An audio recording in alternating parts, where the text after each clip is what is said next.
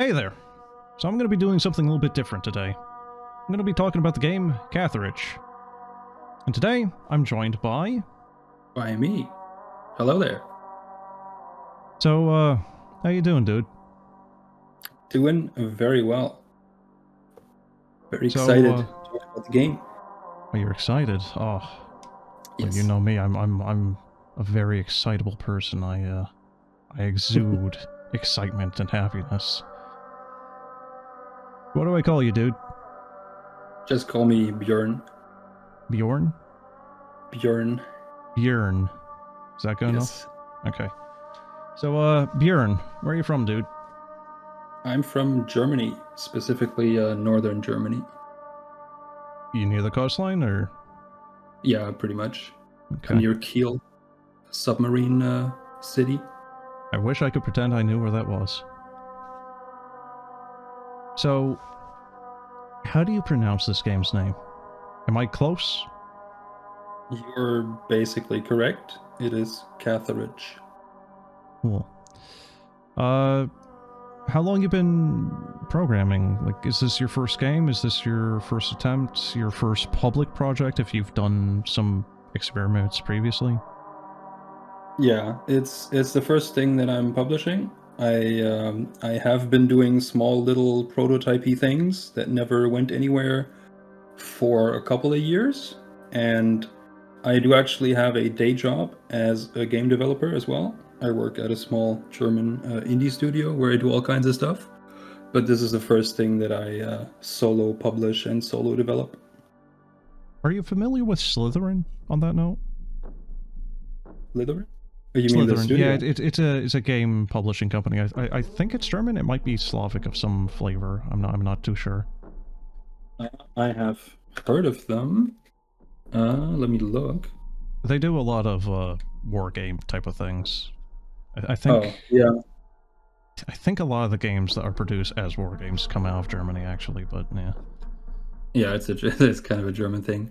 it Like, yeah, is. I've It heard is. of I them. don't remember what board game I had, but I think it was like Axis and Allies, or some. It was something like Axis and Allies, and it was just this mega complicated war game where it was like the thing was a good probably like meter wide and long, and just here's literally 1,000 different pieces for unit markers, and this is an APC, this is a tank, and it was a lot. They're actually British. I just found British? out. Yeah, Huh. it's Slytherin Software UK Limited. I would have lost that bet. Alright, so my next question up for you, dude. Is Catharage going to be getting any support post-release, whenever that might be? Yeah, like... Sorry, go on. That is so on like when that'll be. I know the store page just says 2025. I do plan on releasing it in December. And I'm fairly confident on that. Obviously, like no guarantees. And with the post launch support, I'll say it depends. It depends on how it does, like whether or not I feel like there's demand. It depends on whether or not I have ideas that I think are like worth adding, because I do have like other game ideas in my head that I want to do. But if it goes big, if there's like a huge demand, like it is easy to expand, and I may well do like a couple of like content packs. So what you're saying, the chance of me getting a DLC where I can just have a mega ship which just has 20 turrets slapped to it, the chance isn't a 0. It's not a zero, but it's also not a big number. I'll take that chance.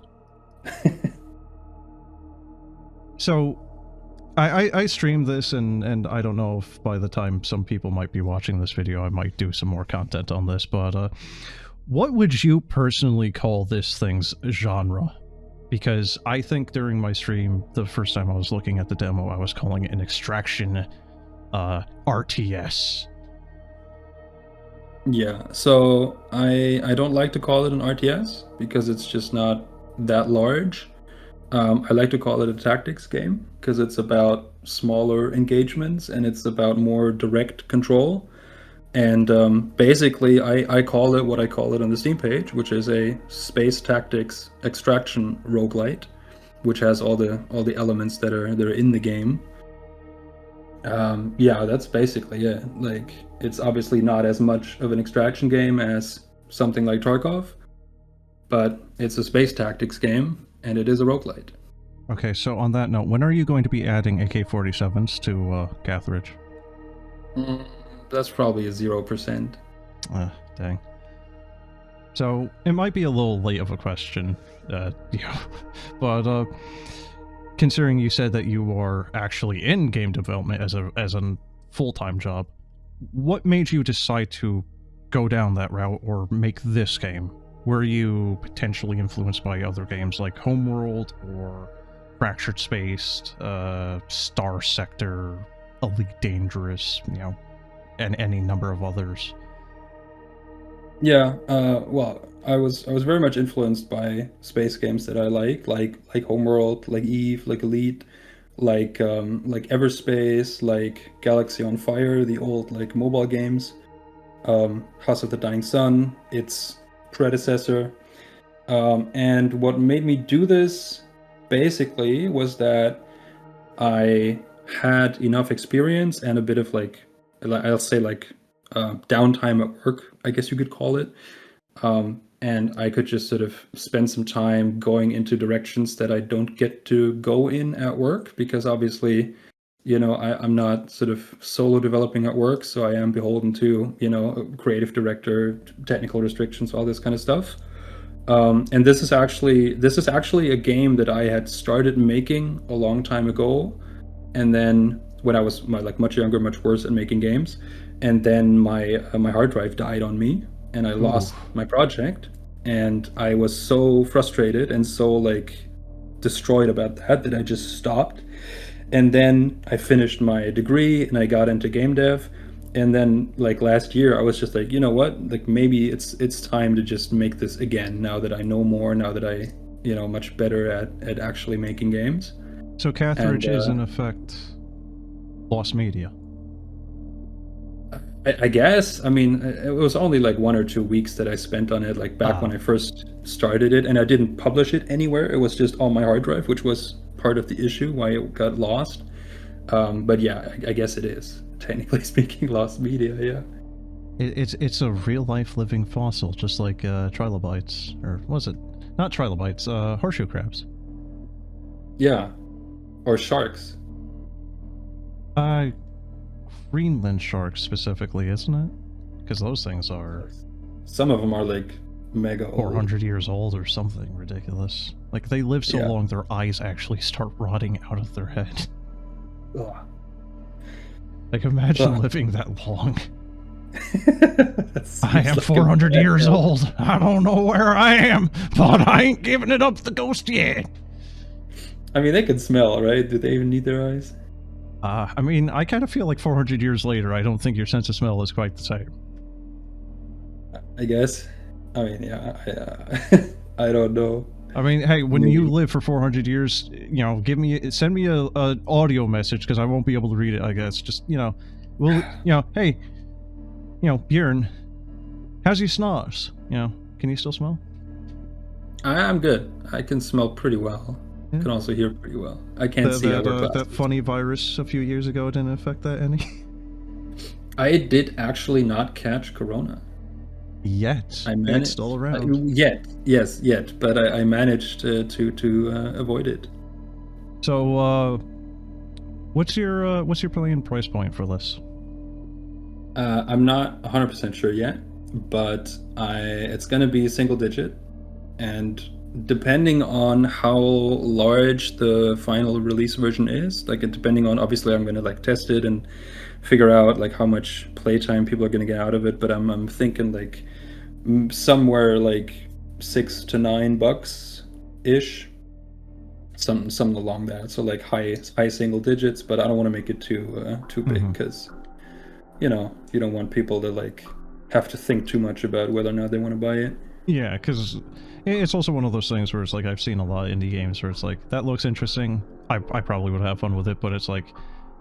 Yeah, then you see like a price tag where it's like 20, 30 bucks, and it's like, like, Eh, Yeah, eh. exactly. Like like there's a game, and I'm not going to name the game, but it's like the game is fine. I want to buy it because I want to support the dev because it is another niche thing that I enjoy. But he's asking Yeah, like $20 for what is effectively an hour and a half of gameplay. yeah. That's got to be a really, really good hour and a half. Like, I'm sorry, but that's too much for the amount of time there is that you get out of it. Catharage, you know, just by the fact it is a roguelike, you technically have an infinite amount of time you could spend with it. There's a lot of replayable factors to it. Yeah, I mean, I mean, personally, I'm not a huge fan of this like, oh, how many hours per dollar type calculation, because I always think that, I mean, there's some games, where an hour or 2 hours is certainly a much more valuable time that you get compared to some games where you spend like 100 hours. But Yeah. obviously, there you have to do that like to some degree. And I think if you have a low enough price point where it's just like, oh yeah, I'll just get this, right? Where you like this opportunity purchase, I want to hit that. Where people are just like, oh yeah, I'll just check this out. And I don't even want them to have this thought process where they're like, oh, what's the conversion? Like, what am I going to get out of this? It's like, I think people do put a little bit too much stock in the whole like hour per dollar thing, and I wasn't trying to infer that with that game. It's just the game is a story game and it tells that story in that hour. There is no replayable factors to it. You know, yeah, it's that type of game where it's a one and done. Whereas, you know, the typest thing of Skyrim, well, the game could be $200. Well, there's still a crap load of stuff to Skyrim that you could do. There is potentially hundreds of hours of things to Skyrim, you know. So your dollar per hour, sure. whatever value, is still going to be very, very low on the cost per hour. Yeah. But digressing. What about the demo? Is that going to be mostly in the state it is, or is the demo going to be kept up with more of the final game on release, and it just gets restricted to like a small sector size or something? Because again, people might be watching this a year or two from now, you know. So it's yeah, the demo is definitely gonna get all the like quality of life and feature and polish development of the final game. Bells and whistles. Yeah, basically, right? So like any changes I make to like menus or like obviously bug fixing stuff like this, that's all gonna be there, but it's not gonna get more content. So the content So it's is going gonna to be keep the to the same. whole like press warp and it goes to a new random area. Exactly. It's Okay, it's okay. just going to be like this set of ships and items and like POIs, Hmm. and the main game is going to have all the rest, quote unquote. Yeah, and I mean, you know, just personally, I might be a little biased here, but I think the demo as it is works very well, considering I am now at this current point of time of recording this, 11 hours into the demo. Yeah. So that's good. That's more than I expect But people to put into there. speaking of random warps and waves and whatnot, is there going to be a wave or difficulty limit or cap? Can you get up to potentially like wave 999? I don't know if there's a hidden value in the background of like wave number equals thing. If wave number equals thing, enemy has slightly stronger weapon. So there is a number. It's just called difficulty. It is hidden in the beginning, but it actually becomes visible as you go higher up in the demo even. So once you hit difficulty 500, you can actually see the exact number, and that number goes up theoretically like to infinity. But the things that are in the game, so the items that you pick up and the enemies that you fight, they scale with this to a certain point. So items stop getting better, relatively quickly. So like before quadruple digits, and then enemies stop getting harder at some point after that. I don't want to say like exactly, but there is sort of a kind of a soft cap. They get like ever so slightly better, but not really. And then after that, it's just you can still find better weapons in terms of rarity. You can still find obviously like better combinations of set bonuses and perks. But if you can handle, let's say, difficulty 3000 combat, you can handle difficulty 4000 combat. And you can just sort of go in terms of endurance, try and get a high score, because your difficulty is also your high score. So you can try and get as far as you can, but there's just kind of like a natural limit of how challenging the game is going to get. I can't remember the type of graph, but it's like how some games like World of Warcraft or what have you handle like armor reduction, where it's like asymptotic. One like if you have 400 armor, you now have, let's just simplify it by saying 40% damage reduction. 90 armor will be like 90% damage reduction, but 99 armor is now only 91% damage reduction. So it tapers out. It becomes a lot more gradual, rather than just suddenly, going from 40 to 50. There's a massive difference between the two. Yeah, exactly. Like all sort of scaling values are asymptotic, so they sort of stop getting larger at some point. Yeah. Okay. Now, I know we already kind of went over like some potential influences of this and whatnot, and I think you did say Homeworld. I might just be putting those words into your mouth, but I think you said Homeworld. I did, yeah. The ship designs. I swear that the cruiser looks like a Titan ship. Yeah. So the cruiser is not specifically influenced by anything, but all the ships obviously have a kind of Homeworld-esque design language, and then there are some ships that are specifically, I guess you could say, homages to other games, right? So like the big white ship, the mothership, is an homage to the Homeworld mothership. I think you even have a picture of it on your Steam. Steam page is your store. Yeah, it's on the Steam page. There's another ship which is an homage to an EVE Online ship, the sort of small little covert ops thing, and then some others are obviously like, I guess you could say, subconsciously inspired, right? So they look kind of like other ships, but not quite. And there are gonna be more ships that are sort of more specifically inspired, but generally I mean, right now I'm working on some of the other factions, and like I try to have a faction specific design language where it's like, these ships look a certain way, so you can sort of identify them. And then usually there's another ship that I like, maybe from EVE, maybe from Homeworld, that also uses this design language. This is my OC. I'll just get, basically, right? I'll just get inspired. This is my OC, do not steal. This is my ship tulpa, like, yeah. Basically, right? Well, no, this isn't that ship. I've added greebles here. Look, there's a command tower here. The original doesn't. Yeah. It's totally different because legally distinct. It's also blue now. Yeah, I mean the colors are kind of variable anyway, but yeah. Did you play EVE? I have played a lot of EVE. I've been. Was there any particular faction of ship that you kept to, like Minmatar or anything? Amar, actually. My character is a Minmatar, but I'm a huge Amar boy. I love their ships. I love the like Kirby. Okay. Like what's your in-game username? Just so, just out of curiosity, It's Eclapsy. ECLAPSY. Feel free to stalk or assassinate me in game. I do keep to high sec though, so good luck. Oh, you mean I can't just stealth in and just pop a couple of rounds into your bum? That's I mean, you can try, but good luck.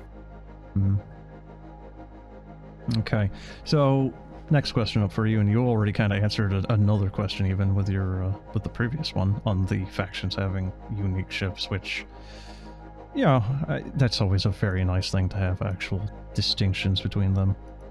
But I mean, I guess I can just sort of talk about the factions a little bit, like what they have. If you want to, it might eliminate one of my future questions, or maybe, just a new thing I didn't have a question on. So there's going to be 5 factions, 5 colors, and they all have at least 5 unique ships.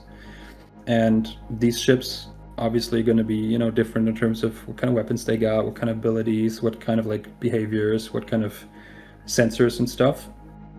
And these are also going to be the 5 ships per faction that you as a player can then unlock and fly yourself. So in the demo, you have 12 ships, which are sort of the 6 ships per the 2 factions, right? You got the blue and the red factions, so that's sort of 2/5 of the full game's content. And then in the full game, there's going to be like 3 more factions with their own sets of unique ships. And in the full game, the upgrades are also going to be specific to factions. So right now you have a bunch of meta upgrades that are all kind of just in a big list. But in the full game, there's going to be, for example, shield regeneration and shield strength are going to be sentinel upgrades that belong to the blue faction. So you have to go, into blue faction space, do blue faction objectives, and then you unlock, for example, shield regen that you can then like invest into. So dealing with a faction is going to get you the stuff that faction has and uses. That actually does answer yet another question I was going to ask is, yeah, are we going to get more ships? Not just for the other factions, but also us, because, variety is always the spice of life, Yes, yeah, there's going to be a whole bunch of ships. So, I mean... I'm actually, like, you're getting me a little hyped here. Careful there. Let's go. Careful there. I might not be monotone anymore. You might actually make me excited enough where I drop my facade, my composure here. Careful there. Alright, so... next question up I do have, though, on my list that we haven't yet hit, or you have not answered preemptively. How big are the space battles going to be? Are we, like, right now we have a limit of 5 friendos that we can have in our fleet, but is that going to be a thing that is going to be changed in the future, or maybe something we can either temporarily increase or permanently increase? Because, for example, when you hit the embark button, you get a choice of 3 buffs, So, are we going to have any way of influencing more than 5? I love big space battles, and... well, I'm kind of curious, can we have like a 20 baddies hitting, fighting our 10 guys, including yourself? Yeah, so it's not going to go super huge. I'm not 100% sure yet whether or not there's going to be a way to upgrade the fleet limit, but if there is, it's not going to be a lot, because I mean the game is already relatively hectic once you actually get into like larger fights. And I don't want it to become an RTS where you're just sort of sitting back and delegating stuff and people. And so the scale that's in the demo is sort of largely representative of the scale that's going to be in the final game, where you have, maybe a dozen, maybe 2 dozen ships in a fight. Maybe, if it escalates like really hard, maybe 3 dozen. With an extra faction getting involved? Right, it might be an extra faction getting involved. It might be like, for example, the green faction is all about like drones. So if you have 3 to 4 ships of that factions, they might have like a total of 20 to 30 drones with them. But it's not going to be this like massive 100v100 like 50v50 type thing, and like it is going to remain focused on like you as a single pilot in your ship having to like put in work, and you get a little bit of help, but it's not going to go crazy. You don't want to make Sins of a Solar Empire, but you actually piloting a ship? No, I do not want to make... I really like Sins of a Solar Empire, but I'm not making Sins of a Solar Empire. Yeah, exactly. You do? I could never get into that game. There was always something about it that I just thought was just... It always felt like it was falling flat somewhere along the way, and I don't know what. It's like Solaris has some nice things to it that isn't quite other things. AI war, fleet command. There was something about Sins of a Solar Empire, I don't know. I think really you just gotta treat it like you gotta treat it like a big RTS, right? Like it's just... But that's the thing, though, is I like RTSs. It's just, again, there was something about it. I can't... A certain je ne sais quoi. I don't know. Not your thing, I guess. Yeah. I mean... I don't know. Happens. Maybe it's actually too big, right? Maybe that's no, it's not. Like, you want big. Distant World Universe is a game I'm big on. Like, again, like, I like If it has space in it, there's a good chance I've probably heard of the game and like it. Yeah. Space games are like a fine fentanyl. I need it. Yeah. I need it in my veins. So I just ran across one of my questions here that you already answered on planning on expanding available ships and whatnot. So with the whole fleet thing, going back to that one, the previous question there, the drones. Now, I have come across a couple of set bonuses that might give you a drone. I haven't been able to find a second piece of that set bonus, so it's always been taunting me at a single piece. Oh, set bonus at 2. Drone. And I see that there is a drone ship on the right side. I'm a little blind, so I missed that, considering it's in the fleet section, but that is actually a ship that you yourself can use. Drones are acting as I guess, like the Gladius, right? And you can maybe just keep spawning them? Can you get a fleet? Yeah. Like one of your fleet of your 5 current. Will you be able to get one that is also a drone ship in your fleet? I'm not actually don't know quite yet, because I don't know how the fleet is gonna expand in terms of getting other faction ships as part of your fleet. That may be happening, but like right now, getting drones is like exclusively a player thing. Drones are basically like flying weapons, right? So when you have a drone, like a kamikaze, or no, I mean in terms of like equipment, right? So when you have a drone carrier, when you fly a ship that has drones, one of your weapon slots just becomes a drone slot, and then instead of actually just delete firing whatever was in that slot. No, it doesn't. It converts it into the drone, right? So instead of firing that weapon, you are now sort of commanding the drone. So if you had a drone slot with like a laser, would the drone have the laser in it? Exactly. Ooh, that's nice. So that's also basically you could have a bunch of drones just spitting out missiles then.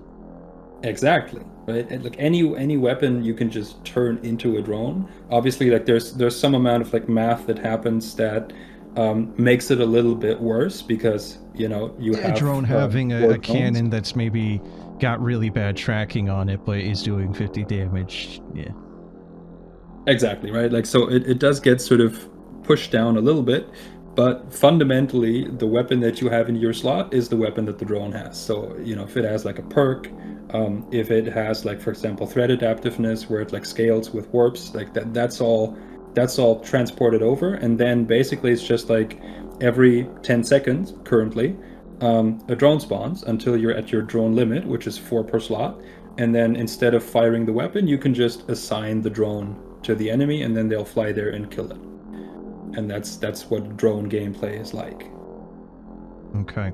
Now, a little bit off of the fleet stuff and a little bit off of the drones. So fleet members benefit from your upgrades, at least for the demo and how things are right now. Like, if you upgrade your everything to be 10 extra agility and a health and an armor regen, your fleet members benefit from that. Do the drones? Like, can you make them a little bit more No? You can... Right now, you cannot improve the drones. They are sort of a fixed quantity, I guess you could say. There is going to be an upgrade in the final version related to the drone faction that is going to allow you to increase the health and also the armor of your drones. And there is a part of the drone set bonus, the 4-piece, which actually allows drones to inherit a part of your own armor. So they can scale, but it's going to require like a bunch of either investment or luck. Okay. Well, we always, we all know that I have a very good amount of luck. Especially the run so far, yeah. Yes, and the fact that I'm apparently one of the first people to actually have crashes. First time for everything. Yeah, but also probably don't be overclocking your GPU. Yeah, big tip. Overclocking and Catharage doesn't work well together. Alright, so I kind of already asked this next question, but, some of the current ships only have around 4 or 5 turrets, for the big ones, right? Like, the mothership costing, I think the mothership costs the most, or maybe the dreadnought costs the most, either or, both of them are very big, very, very expensive ships. Mothership Yes. has 5 turrets, the dreadnought only has 4. Is there any plans on increasing the amount? Like, maybe a super dreadnought or something that has, like, 6, 7, or 8 turrets? So, no plans on more than 5 right now, for several reasons. One of them is just that like the gameplay is sort of hectic enough to where like, you have to distribute like 5 weapons and such. The other is that like a lot of the technical underpinnings are just sort of, hard-coded, so to speak, to 5 weapons. Kind of becomes a But I little bit more am complex? Or... basically, yeah. Okay. And the other thing is I am thinking about making a ship that has a sort of an extra spinal weapon, which is going to be a sort of unique endgame ship for one of the factions. So, do you mean... Okay, by spinal weapon, if you know Star Sector, do you mean kind of something where it's like a railgun or something, where the thing is you need to point ship at enemy and then charge it up and then bang? Yeah, exactly, basically. So something where sort of you can't just freely aim and assign, but instead, maybe you get like an extra button and it's like, okay, if you can aim your ship, then you get to do some big damage. So that technically would be like a 6th weapon if that ship ends up having 5 weapons again, right? So some of the other like faction ships are still kind of up in the air, but there's not going to be like 10 weapon ships or like anything crazy like that. 10, I think, would be going a little bit hammy, but 8 on like a super dreadnought, maybe on like a big boss or something. Like, I think 8 is a good amount.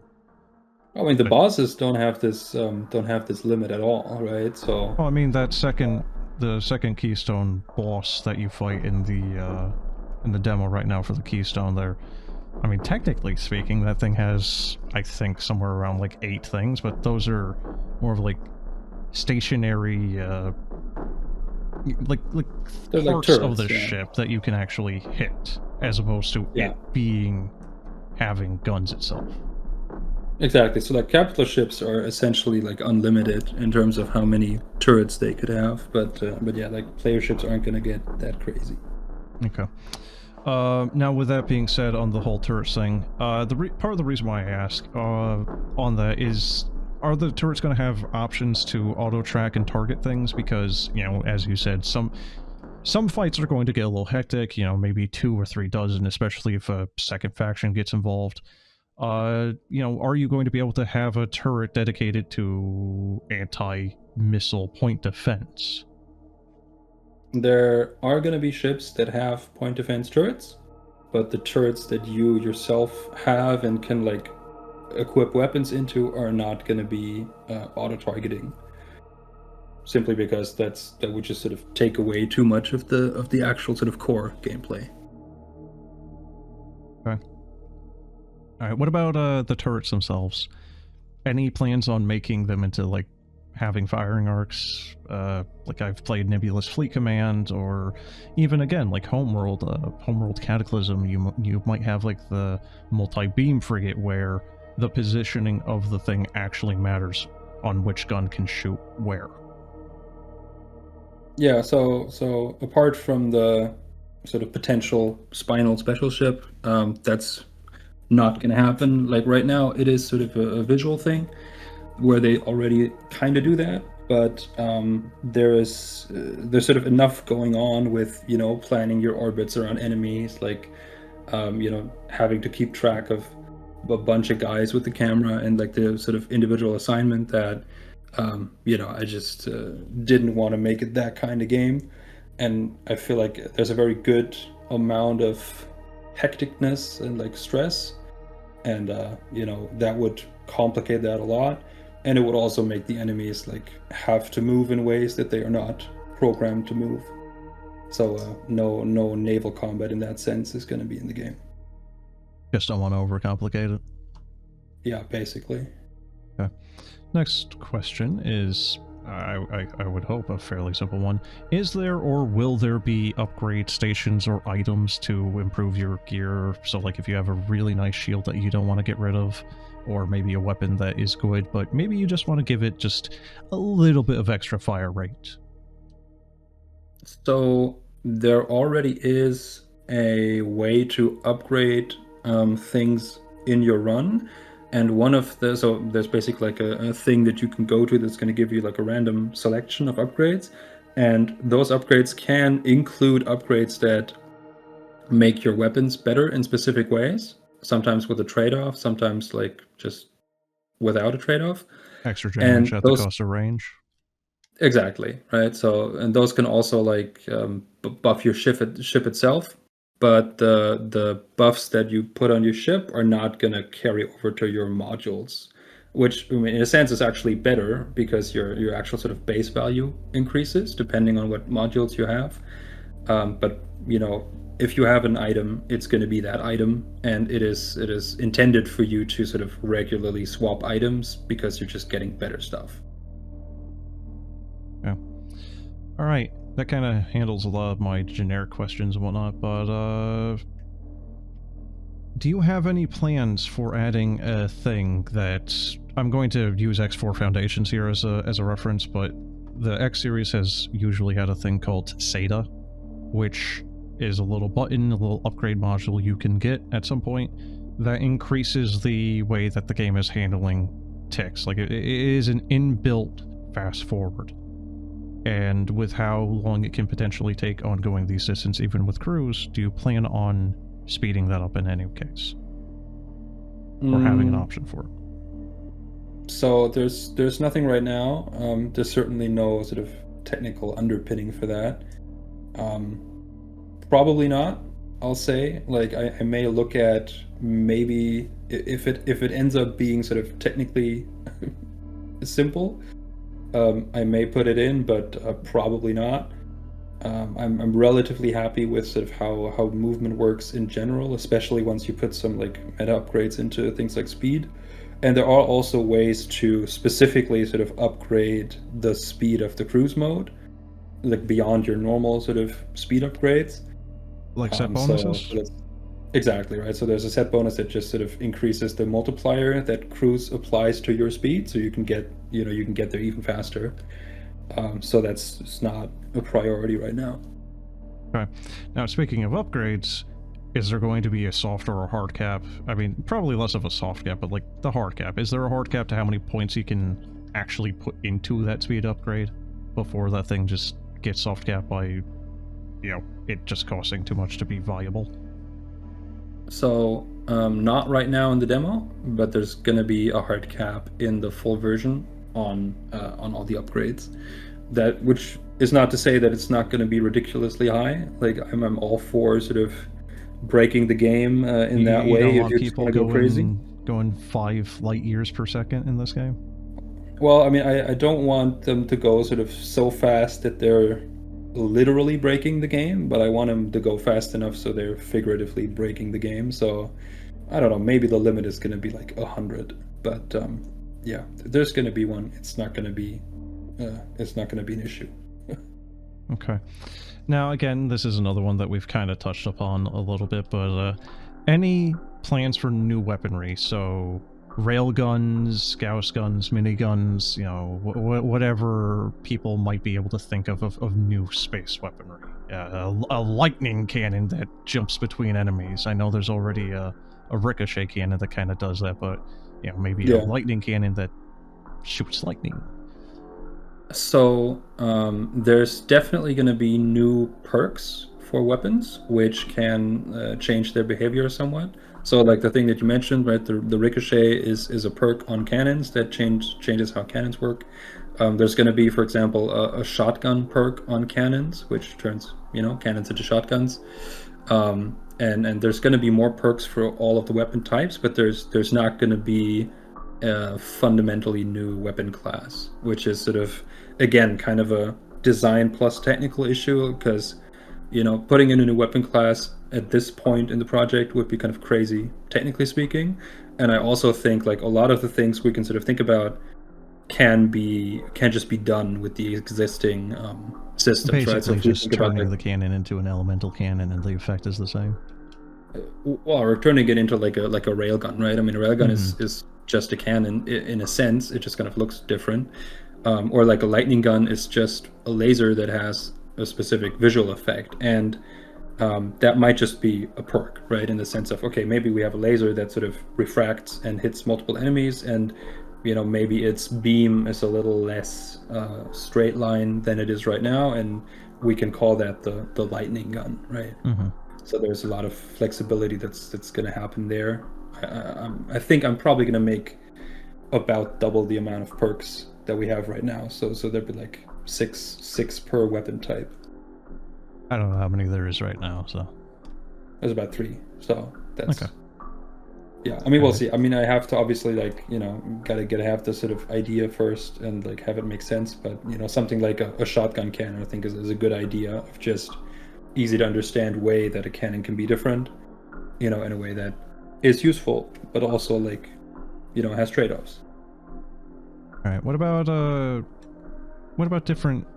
With that being said, like different effects. Like, are we going to be able to disable ships, or maybe like aim specifically for their turrets or engines or anything like that, or is that again going the route of overcomplicating things? It depends on what kind of ships you're fighting. So there's already crowd control on the side of the players already in the demo. Like you can get EMP modules that you can use to EMP enemies. You can get a specific type of laser that slows enemies permanently. You can get lasers that make enemies take more damage from status effects. So some of this is already in the game, and like the sub targeting thing is mostly going to be relevant for capital ships, right? So like you've already seen the big capital ship that you find first in the demo. It has all these little like sub things. Yeah, little shield gens and whatnot. Exactly, right? So in that case, it's like it's sort of weapons and like drone controllers and shield gens. And the other capital ship also has, for example, an engine that you could destroy, right? So there's going to be these sort of sub-components depending on how large the enemy is. You also have, for example, enemies that have point defense. You can kill the point defense on that enemy, even though apart from that, it's just a normal enemy.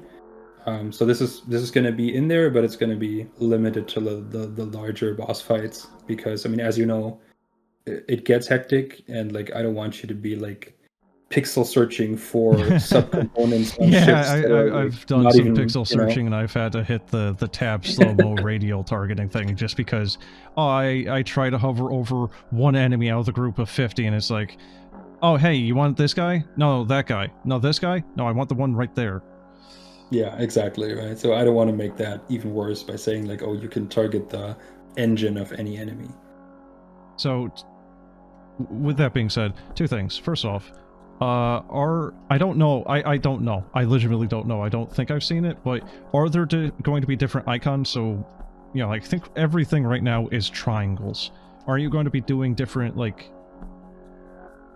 ship class icons? Like if it is like a capital class, it's going to be like a square, or a cruiser might be like a triangle with a bracket below it or something. So not to sort of call you out, but that's already in the game. Like I said, I haven't noticed it. Sorry. Yeah. So triangles are it's basically exactly like you said. Triangles is the smallest enemy class icon. And then the larger the class gets, the more corners the polygon has, right? So there's a diamond. Can't wait to find those octagons. Oh well, yeah, there are octagons, right? There's a diamond for frigates, right? There's a hexagon for cruisers. There's an octagon for battleships, and then as you get to like large ships, it's just a circle. A lot of things are circles because the turrets and like the static things are also circles, but the sort of normal ship classes already have, platonic solids, quote unquote, as their sort of differentiating icons. I've just seen so many triangles now. It's like all I can remember is triangle. All these triangles make a circle. It is a lot of triangles, but as you get further in the game, as you start seeing more like enemy battleships, enemy cruisers, you're gonna notice they just have different icons. Mm-hmm. Now, going back a little bit to what you were saying there, enemies having PD. Do we get Yes. PD at any point? That again, I don't remember you said anything on that when I was asking about the turrets and whatnot, but do we get PD? Do they count as a turret, or is that Yeah, planned for ships, bigger ships like the mothership? there's going to be ships that have native PD in addition to the normal weapon slots. Will it be marked off like 2 PD lasers or something? Yeah, something like that. So it's just going to say like this ship has PD, as its sort of special attribute, quote unquote, and then you just get it. Okay. Now, on about starting runs. I've had a good few runs with frigates, cruisers, the battleship and whatnot. Some of the guns, some of the turrets, whatever you want to call them, my starting weaponry is poopy. Now, yeah, you do get a couple of extra options in Catharage Station before you actually go into the game proper. But is there going to be any plans on either being able to permanently unlock a gun? So, for example, in the game Halls of Torment, if you pick up an item, you can actually extract it and keep it and use it in the future and maybe even upgrade it in the future. Is there going to be any plans for that? Or so at the start of a run, actually purchase a gun preemptively? So there's not going to be any kind of like longer term persistence for items or weapons. That is, it's just sort of not technically. There's not the sort of technical support for that, I guess you could say. And also, like obviously, I do want you to sort of. I don't want to take away this sort of choice that you have to make in runs, where by sort of just saying, okay, here's because if you get a gun like that, you're just going to use that gun for like the next, I don't know, 5 hours or so, right? Especially if you can upgrade it. So I feel like that would take away too much from the decision making in the run, but there may be a chance to sort of just set the type of gun that you want at the beginning, or maybe get like a choice out of, I don't know, 2 or 3 guns at the beginning, because I mean, as you've mentioned, right, the stuff that's laying around in the starting area is kind of like a band-aid for this problem, because it's very possible to get like bad starting guns. Yeah, like a couple of runs I've started off with 4 launchers, with all of them having low velocity, so things like Lady Eye just are basically, effectively, invincible. Yeah, so like I mean, launchers specifically are sort of a problem, because launchers are sort of very much designed for a specific purpose, and as you said, right, in the beginning, that's not really the purpose that you want to sort of fulfill, I guess you could say. So there's going to be some sort of way to control this to a degree, but there's not going to be, I have this item and I can sort of keep this beyond the run that it sort of originally came from, right? It's because like I do want you to go in there, I want you to have this sort of loot experience in the run, in every run. But yeah, the sort of the stuff that's in the station is gonna go away by launch, and it's gonna be replaced by a better system. But I can't say exactly what that's gonna be right now. Okay. So are the launchers, the missile launchers, torpedo launchers, whatever you want to really like think of them as, are you abiding by them being like slow torpedoes, or is there going to be variants of the missiles? So it's like this is an interceptor missile launcher, so it's faster but very low damage for things like Lady Eye or other missiles, or a swarmer missile where it just spits out like, again, you were saying like the cannon having a shotgun option, a missile launcher with a shotgun option to just overload their PD. Yeah, so like a splitting or swarming missile is absolutely gonna be in the game. That's like just gonna be like a perk that you can find on launchers, and that's also obviously gonna make them better against the smaller ships. I do want to keep the sort of, I guess you could say, identity of them as like slower anti-capital, anti-large ship weapons. I want to keep that intact. But yeah, there's going to be things like this. I'm also thinking about things like retargeting missiles, right? Which basically just means that, instead of going off into nowhere, they might have the ability to just pick a new target, which is not necessarily going to make them better against small ships, but it's just going to make them better in general, right? So all these things are things that are going to have a place in weapon perks, which means, maybe you get lucky and you get a missile launcher that, splits up, and then you have like 5 little things that are just blasting away your Gladius or whatever you're fighting. Yeah, so anyway, I started blasting. Exactly. Start blasting. Alright, so next question up for weapon and upgrades and whatnot here. Is there going to be a magnet upgrade so that we don't have to just slam our big, chunky, meaty capital ship into every little energy cell or what have you? Yeah, there's probably going to be something like a tractor beam. I'm not 100% sure how that's going to work yet, or like whether you're going to have to actively use that, or it's just going to be like a, radius increase. But Would it that's be taking up a definitely turret slot? It might be taking up a module slot. It might be a faction upgrade. Okay, so I'll like have your armor or something might have a tractor beam on it or something? Yeah, exactly. Okay. Yeah, because like when you're flying some of the bigger ships, like Battleship or, I haven't gotten the Dreadnought or the Mothership or whatever bigger ships you might be planning in the future for the other factions there. But yeah, turning, it becomes a bit of a challenge in them. There is one thing on that point that you have not experienced yet, but as you can probably imagine, the sort of normal turning rate of the largest size ships is even worse than on battleships. But they do have a special sort of movement, how would you say, like movement sort of property, where if you are stationary, you actually get like highly accelerated movement in one of the axes. So it's kind of like an inverse then. The smaller ships you want to have it at an ideal engine thrust for the ideal amount of turning. Bigger ships you want stationary and they can turn better? In one of their axes, right? So they still have the normal behavior where they are sort of most agile in the sort of normal pitch axis, at half throttle. But then you get like extra mobility in the roll axis at 0 throttle. So okay. The movement is sort of more complex, but you can actually be relatively agile if you just press more buttons, quote unquote. Just throw your face on the keyboard. Eventually it'll work. Yeah, I mean, just like press 1 a couple more times, and you don't have to worry about it, basically. Yeah. All right.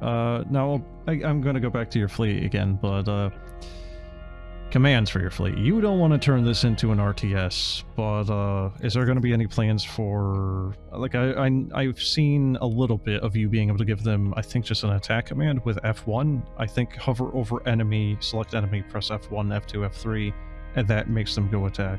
But is there going to be anything, even just as simply as like a wait here? Maybe if I have that, God forbid, that mine launcher that I vastly underestimated and yeah. like, can I have them wait so they don't all die to the same mine like I did? So waiting is probably the most likely that's going to be added, let's say. So like maybe, but there's not going to be any kind of like advanced movement or like direction thing, because like as you said, it's not supposed to be like an RTS. They are supposed to basically just be allies that you have some amount of influence over, but they are sort of fighting their own fight, largely. They're kind of like wingmen in a sense that you don't have direct command over. Star Fox wingmen or what have you. Yeah, right. But like, wait is something that might well happen. Should like very easy to implement. I'll just have to see. Like the other thing is, as you've noticed, there's not really an interface for them right now, in the sense that you can just sort of, I don't click think on there's a fleet member. any way of even like telling how much health and armor they have right now. Yeah, so I may make a fleet interface in that sense, and then there's going to be space for like a wait button on that. But I mean, yeah, that's all going to be like release version jazz.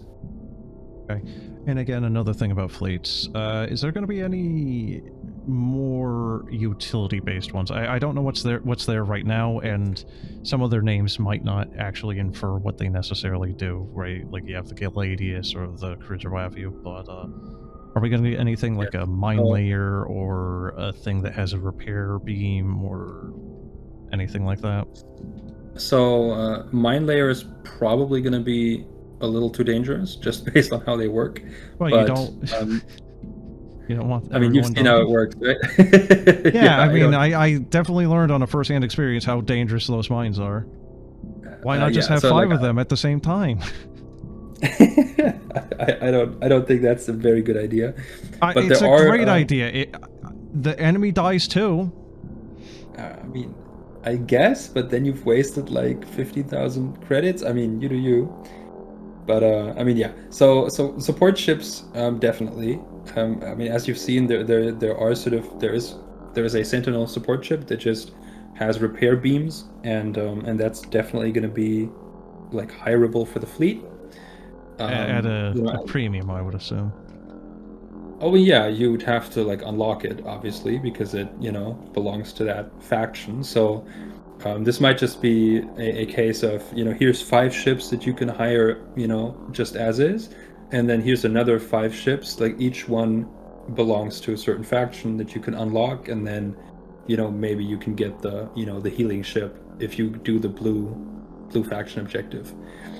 And then you might have something like a like an EMP ship in your fleet. That's also like very likely going to be honestly going to be happening. But then you're going to have to do the the purple faction for that. So these are going to be a little more gated, but they're going to be there, and they're going to be useful in the way that you expect. What colors do we have? Do we have a yellow faction, or are we effectively the yellow faction? We are the golden yellow faction. Yes, we have the blues, the reds, the greens, the purples, and the blacks, and we are the goldens, and that's basically all there is. Okay. I'm asking for completely unbiased reasons here. I see. Another question for you on gear and whatnot. So sometimes, like, if a piece of gear, like your armor or sensor, do not have an active effect to them, I do not know if there's a way of actually checking what you have right now. And I feel like that might be important when it's like, is my current armor good enough even without the effect, where I probably shouldn't be bothering with armor pickups? Or, hey, maybe it's just got one armor to it, literally, that's it. No hull, nothing else. I should probably go look for stuff. Like, is there going to be like a character sheet effectively for this? So there's not going to be a sheet, but the way it works right now is that they're just kind of hidden when they don't have either a set bonus or an ability. And I'm just going to change this, probably going to change this like before the full version, just to be always showing the things that you have, so you can just hover over them and see what they do. And that should also like kind of quell the need for an extra character screen, because like all the other stuff you can already see on your character, so to speak. Alrighty. Alright, and this next question up, I personally have already pretty much confirmed myself, but environmental hazards, they're there. Yes, some of them I feel like are map wide, some of them are visibly only in an area.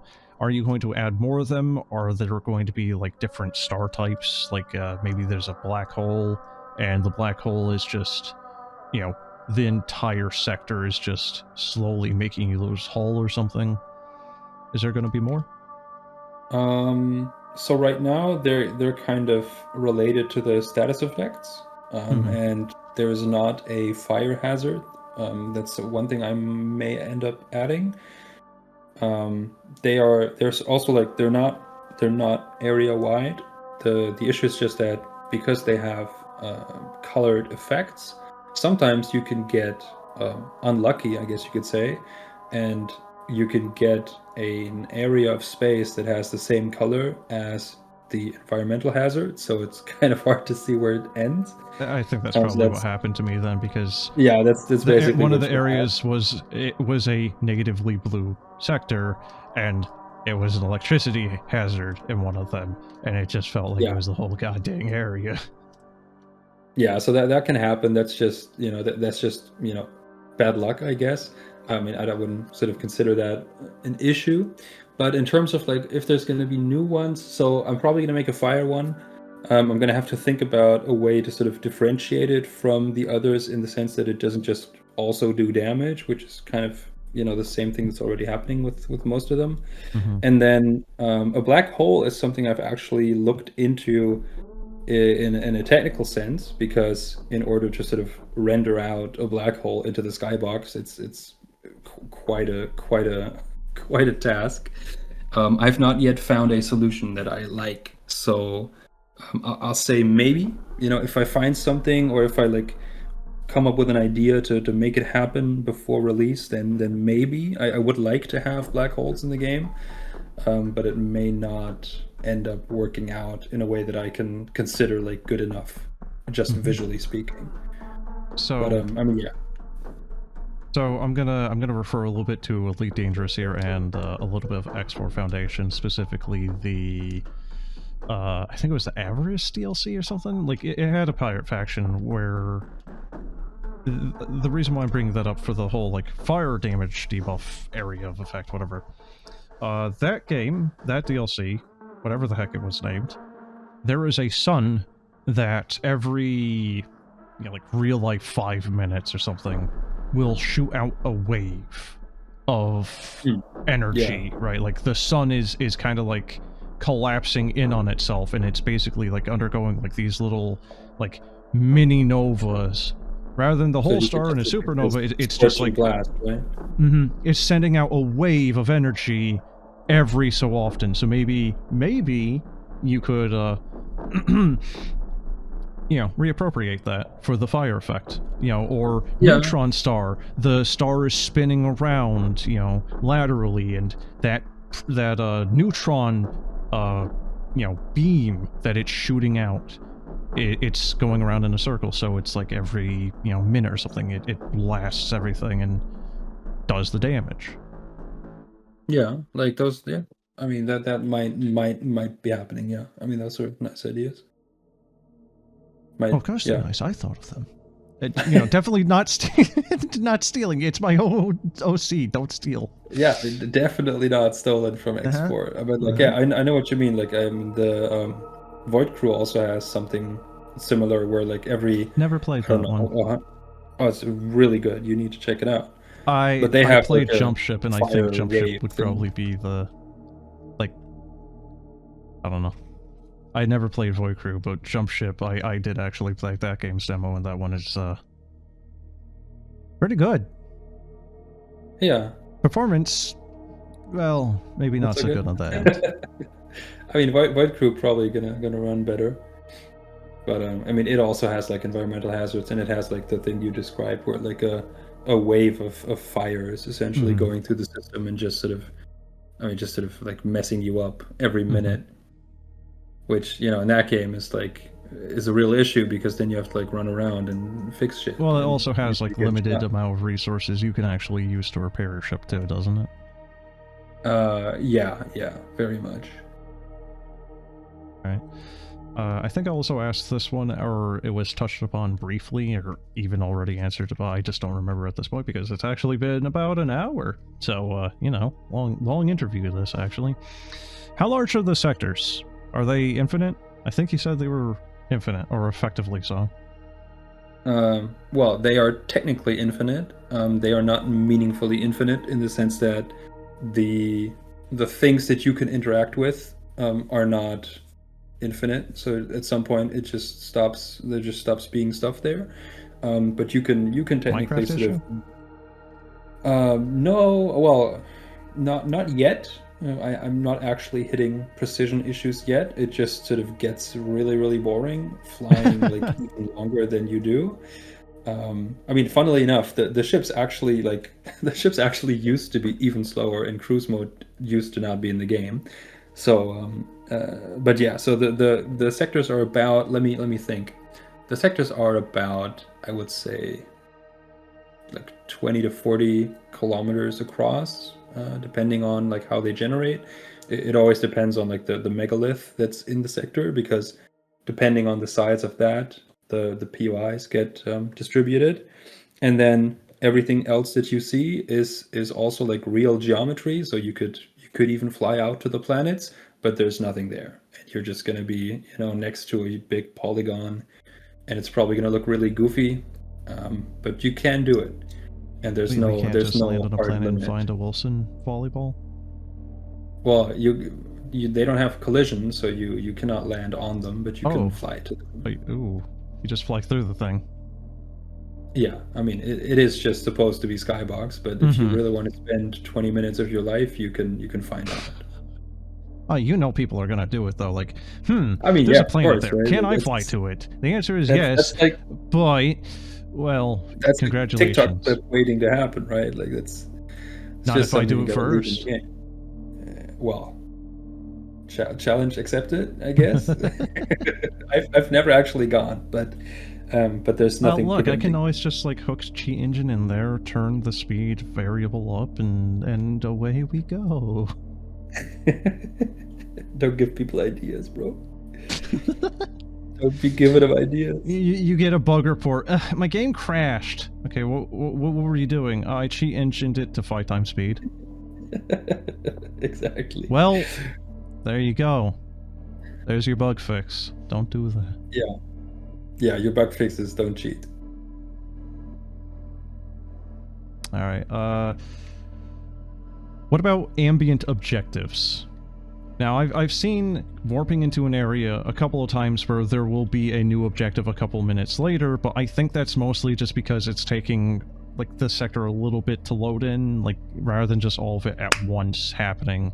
Are those ambient, or are those just predetermined, but they're slowly being generated and enemies warping in?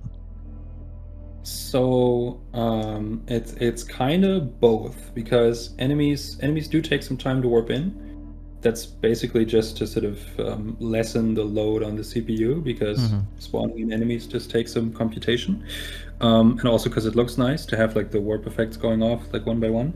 And this is the reason why it takes a second for missions to appear, because if you only have 2 enemies in the field, if you then say make that a mission, then you're gonna get a mission to kill 2 enemies, and then like 5 more spawn, and then suddenly you have a group of, I don't know, 7 enemies, and only 2 of them are mission enemies. So in that sense, sort of the system's kind of waiting for enemies to spawn before it designates them as mission targets. And these are ambient in the sense that they're not connected to the main objective, and they're also not dependent on the faction, right? So you could get a kill objective in any region for any target, and it could just be like, here's this purple fleet, kill them, or here's this interactable in green space, like go interact with it. And there's going to be more types of objectives in the full version. I can't say how many, probably maybe like 3 or 4. And they're just sort of there to sort of direct you to places, to get you credits, obviously, and maybe also to just sort of create some conflict, right? To say, okay, maybe we're going places that we wouldn't normally go, but the lure of money is very strong, so making you take risks, making you sort of get in there. Now with the whole like ambient objectives and whatnot, I don't know if there is or not, but I have seen stations. Are there going to be missions to kill them? Because I think the only things right now are kill 2-3 like Gladii flying around. Yeah, so the reason you're seeing like the Gladii mission is mostly because most of the enemies you're seeing are Gladii, right? Because that's just how the difficulty scaling works. So missions can involve like much larger ships, but right now stations are not sort of conceived to be destructible or sort of interactable in that sense. But there are going to be missions to just destroy larger sort of static objects. Maybe not necessarily stations, but like something like something like maybe like a scanning array or some kind of satellite, right? If you just imagine like something that's larger than your ship, but it's maybe not necessarily as large as a station. if that answers your question. A little bit. Will there be anything outside of kill missions? You know, like, oh, hey, Yes. friendly outpost here. Can you go get me a case of soda? You know. Yeah, so there, I mean, as you know, right, there's already sort of beacon and kill objectives, and like the beacon ones are basically just sort of, capture the flag, quote unquote, where you go in a place and then sort of defending that place for a second. There are going to be more specific defense objectives where you have something that can actually die, and you go there and then, you get ambushed, enemies spawn in, and you have to keep it alive. There are not going to be fetch or transportation quests because it's not that kind of game, I will just say. And I don't want to sort of make you go back and forth. We're not a space trucker. We're definitely not a space trucker, and the travel is supposed to be like downtime, but it's not supposed to be just downtime, so I don't want to like make you go back and forth just sort of being in cruise for 15 minutes, right? So this is Elite Dangerous, us grabbing an orca and just transporting people for 1 million credits every hour. Exactly. There's you're not going to have people who are like, oh, this star is so beautiful, I can't wait to see it. The cruise passengers. Yeah, no, not that kind of game. We're about combat. We're about fighting. Yeah, we're almost done here. I don't have too many questions left here, so hit me with the last of them. All right, so now at the current moment in the demo, and from what you said, the demo is pretty much never going to have it, but the star map that is going to be added to the game, not the demo, but the full game, the star map, you're going to have a grid, effectively, of areas you can go to. Will there be any upgrades to your ability to warp? So, maybe you can warp 2 sectors instead of just 1, or diagonally, or, something as such? Yes, so this is also sort of detailed in the devlog about this, but I'll sort of explain it here in some more detail. So the star map already allows you to jump more than one system, quote unquote, because they're not technically adjacent, but you get a radius that's just sort of a certain distance away from where you currently are on the map, and then you get a bunch of sort of warp candidates, which are just systems randomly picked in this radius, and in a regular sort of warp you can just pick one of these and then you go there. But there's already a mechanic in the demo where if you warp while your warping is on cooldown, you will sort of quote unquote warp farther, which right now basically just means the next area is going to be more difficult than it would normally be, so you can sort of skip difficulty levels. And this is also going to be a thing in the final version, but in addition to making the next level harder, it's also going to increase the radius at which the warp candidates are going to be selected on the map. So basically, if you warp in succession, you can warp farther. And if you have some sort of thing on the map that you can see where it's like, okay, like up in the top right, I see there's like an area that is like, I don't know, dominated by like the green faction, for example, and you'd really want to get like a green objective done, then you can say, okay, I'm just going to warp twice in a row. I'm going to get this really big jump. And if I'm lucky, I'm going to get one of the candidates in that direction and I can go there much faster. That was kind of like one of my worries, is like you were planning on something like a little bit like FTL, and you have to absolutely go 1 sector away, and it's like the area you want to go to, because it has like a keystone in it, is like 8. So it's just a lot of travel time to actually get from A to B. Yeah, no, like I do want you to sort of, ideally spend time in each sector, not necessarily because you're sort of forced to, but just because there's interesting stuff, obviously, right? That's also like what the cooldown is for, to a degree, is where it's like, okay, I have this countdown, I may as well just like check out what's in here, right? But I also I want to give you agency over the map. I want you to be able to say like, okay, I want to sort of plan what I'm getting. Obviously, there's still an element of luck, there's an element of randomness, but there are enough candidates to where you should be able to go in any direction. And, you know, maybe you're not going to get precisely the system that you want, but maybe you'll get the one next to it. And we're going to be like, you know, 90% is good in terms of like, you know, faction distribution, and you know, you can sort of choose what you're doing in that sense. And what is the end game plan? You know, like right now the plan for the demo is you collect keystones and then you get a boss fight and, you know, So that's that. So in the demo there is actually like a very rough, you know, quote unquote end game, where you unlock. So once you do the demo objectives, right, you unlock like a new little panel that gives you access to a new ship, which is like the end game ship. And then you also get access to an upgrade, which allows you to increase the rate at which difficulty rises. So instead of, you know, your first jump giving you like plus 75 difficulty, it can give you plus 100 or plus 200, depending on like how much you invest in this. And, you know, in a sense, the demo is kind of similar to what the end game is going to be, because my idea for the final game is that once you have all the faction objectives done, right, you have, you know, all the ships theoretically sort of unlocked, you have all the upgrades that you can get. There's going to be a sort of final upgrade that you can put a bunch of resources into. And once you have that final upgrade, there's going to be like a new sort of warp gate in Catharage Station that you can go to, that's going to give you the kind of warp that the demo has, in the sense of you're no longer just saying, you know, this is a faction area, I'm going to get these types of enemies, but it's going to be sort of fully mixed, fully chaotic, basically, right? And if you do this sort of chaotic warping, all the different sort of buckets of points of interest that you usually have separated are going to get thrown together, and you're going to have like much steeper difficulty curve.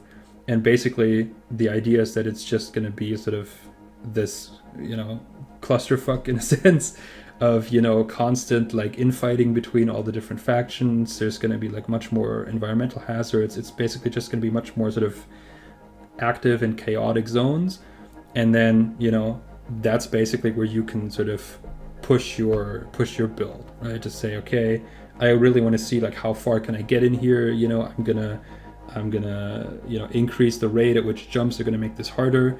And then, you know, essentially you're just farming high score, which, you know, you can also do in the demo already, right? So the highest difficulty mission that you complete is your high score, and that's going to be, you know, the end game, quote unquote, where you just sort of throw everything in a bucket and see, okay, how crazy can we go when we just say, yeah, really pushing your current build and whatnot. Exactly, right? Like how crazy can we go if we say like, okay, we're just gonna get, you know, the strong fleets of every faction like pounding me all at once, and then, you know, maybe I'll get to, I don't know, 10,000 difficulty, and then I, you know, if I get a mission in there and I finish that, then I can put like a big high score up and I don't know, like brag on the forums or something like that.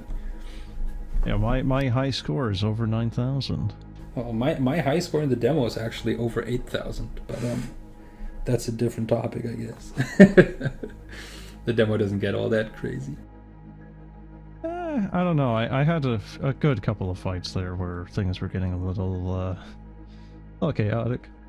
Yeah, but that's basically it, I guess.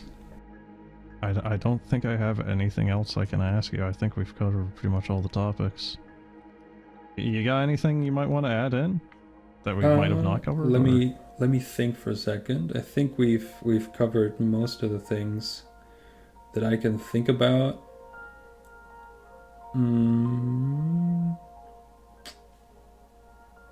Nothing's coming to mind. So I mean, one thing I guess that's sort of more generally true, sort of more general, talking just about like the way sort of the game is sort of designed, is one thing that I've done with the demo and that I'm going to try and do with the final game, is to make the balancing such that knowledge is always enough, right? So, I mean, as you've sort of noticed in the demo, there's a very noticeable jump from having your base ship to having armor regeneration and then having like hull regeneration, and you sort of have It is a complete game changer. Exactly, right? You have like a very large shift in the amount of fights you can take, like the enemies that you can either like fight or ignore. Yeah, it goes from you relying on that repair button or just always running away to now, hey, maybe I can actually slug it out with this maybe bigger kid on the block. Exactly, right? So, but like, and sort of feeling that can sort of make it feel like this is a very like meta progression heavy game, and you know it is in the sense that meta progression is very powerful, but it is also possible to sort of just beat the game on your first run, and sort of that's possible in the demo, right? Like it obviously it takes some knowledge. It takes some. I guess I just really suck at this game. Well, it's not so much about sucking. It's about knowing things, right? Like you don't know how, for example, like forges look like, right? You don't know what kind of abilities you can get on certain modules, right? You don't know what this structure is that looks like also, a big cylinder, right? Don't overclock. That's more of a technical issue, right? But I mean, on the design side, still knowledge. You're saying knowing is half the battle here, and that's knowing. That I guess that is the swarm is actually just deploying a super secret weapon. The GPU overclock. Driver crashes. Yeah. So like PSA again. Don't overclock your GPU. But in terms of what I'm trying to say is in terms of design, my goal is that is going to be possible with the full version as well, where sort of the balancing is such that if you know a lot about the game. And if maybe you're doing a second run or something like that, right? You can reset your progress, right? You can sort of go for these sorts of things that you can sort of theoretically say, okay, I'm just gonna play it smart. I'm just gonna like be really careful and maybe get lucky, obviously. But then I'm just gonna blast through it all in one sitting, and that's sort of my goal for the balancing, is that always remains possible. That it's not just like, this game is so hard that you need like 5 of this upgrade to even survive against enemy X, because I do think that gets kind of boring when it's just like, okay, we're chasing this number. But I mean, yeah, it's not really like answering any question, but it's just something I do want to sort of point out, that it is balanced with that idea in mind. Alrighty, so unless you got anything else, I'm out. Yeah, I guess that's it. Go play the demo of Catharage. Get on the Steam forums, get on the Discord. Let me know what you think. Yeah, pester this guy. Call him a nerd. Yo, tell me about all the bugs you find. Don't overclock your GPU so your game doesn't crash. And wishlist the final game. What else can I say? Again, right? It's coming out in December. It's gonna be on Next Fest, so look out for it on there. Yeah. All right. Well, Björn. Sorry. Björn. Yes. Danke schön und guten Abend. Sehr gerne. Auf Wiedersehen.